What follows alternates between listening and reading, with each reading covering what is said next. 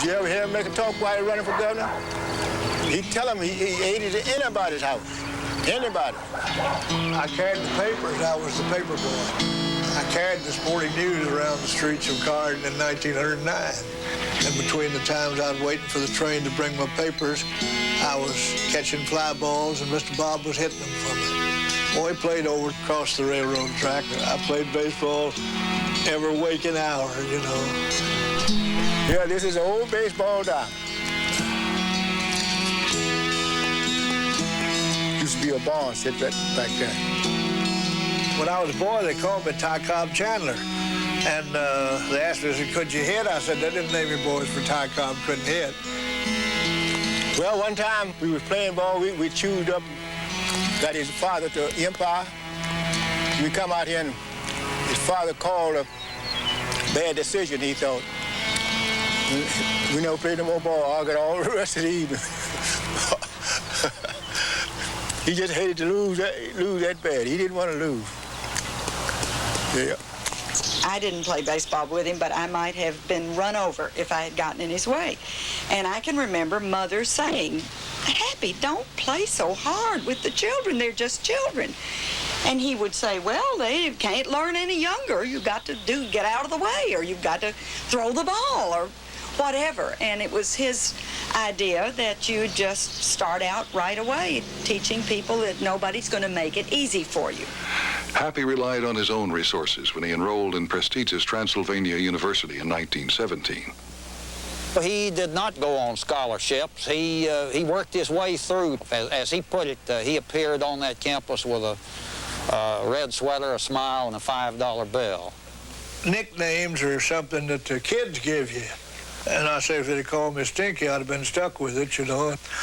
And in about 17 or 18 on the campus of Transylvania, there's a kid from Lawrenceburg named Hawkins. Called out across the campus and said, there goes Happy Chandler. I was probably singing or making some sort of noise, you know. I was full of vinegar. And so he called me Happy Chandler, and it stuck. In 1929, Happy met a pretty school teacher from Virginia. Mildred Watkins was already engaged. Happy soon beat the other fellow out. No one's marriage is all good time, but the most of it, and the parts that weren't too hot, we met them together. I've heard some of them say they had so much more fun before they were married. Well, you just don't get married for fun and games. It depends on your attitude towards marriage. And I think Happy and I both had the training back of us that when you're married, my mother always taught me you pull in the double harness. And if one of them slacks up, that's throwing a whole lot more too much on the other side.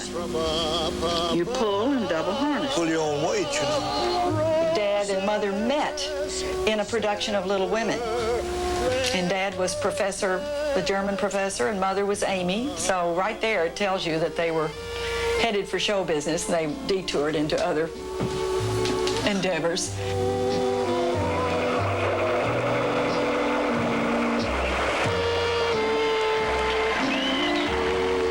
At a mass rally in Bowling Green, I shook hands with 25,000 people one afternoon, and it was a hot summer day, and I had a white suit on. Water was running in my shoes. That's right. And my hand was swollen twice as big from shaking hands. And I had Waterfield with me, he was running for lieutenant governor. He gave out about halfway and retreated, you know. So did I. But I stayed. I was down there in the line, but I quit too.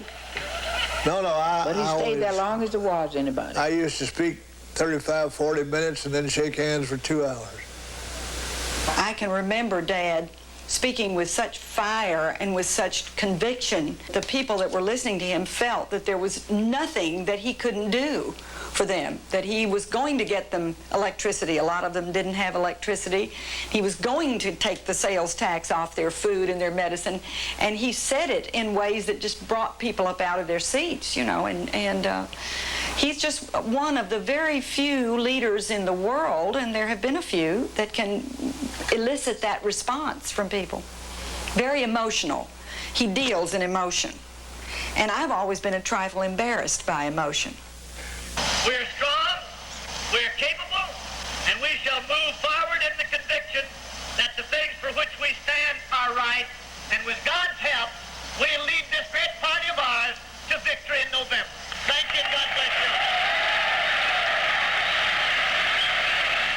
He had a wonderful personal touch, which everybody knows about. He called so many people in the audience by their name, you know, and he remembered everybody he'd ever met, as far as I can see.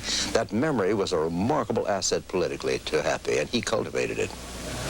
He got up to make his talk, and he said about 5 words. He said, "There's my friend back there, Brown." That he got 5 boys in service. I did have 5 boys in service, and all 5 was in service. Campaigning, he ran into people in the mountain that he had talked to the year before, and he remembered what they were talking about. It had something sometime to do with a sow and pig. Yeah. But he remembered whatever it was that they had talked about before, which astounded them, but made them think, you know, that he had put them down in his mind as a special person. The fellow says, "Are you going to vote for him?" I said, "Hell, yes, he remembered me. He called my name." He recognized me. Not only that, he kissed me. The first white man ever did kiss me. I was surprised, you know. By 1938, Happy's term as governor was coming to an end, and he began to look around for something else to do. He decided to run for the Senate. There was a problem. The seat was occupied by Alben Barkley, Senate Majority Leader, future Vice President, and FDR's right-hand man. Happy was in for a tough contest. Leave him where he is and leave me where I am as United States Senator. He was scared. Mr. Roosevelt came down here and made 5 speeches in his behalf in one day. Everybody at that time was courting FDR's support. His popularity was very high, and there was the rivalry from any candidate who was running to get the endorsement of FDR. Time magazine and the national media generally accused Happy of jumping in and wedging himself in between the president and Senator Barkley. Happy got himself in there, all right. I guess Happy saw a chance there at least to get pictured with FDR. He was always quick on his feet. Happy ran head-on against the National Democratic Party and lost to Barkley in the primary. It was Happy's first defeat and potentially a major setback. Every now and then, you dig a dry hole. Everybody does, no matter what they go. And some of them stay around and cry, you know, and sit down and moan, and that won't do it. That won't make up for it. You got to move your digger and dig someplace else, you know. 7 months later, the junior senator from Kentucky died. Happy was appointed to fill the vacancy and went off to Washington to examine the larger world picture. The last time we were in Jerusalem, Ben Gurion gave me this Bible, and they go from back to front, you know that. I got a picture there of Mahatma Gandhi in India. We were in India during the war. That's his signature on his breeches there, you know. Of one of the 5 senators designated by the Senate to visit the world battlefront. They're all dead now but me. I was with MacArthur in New Guinea.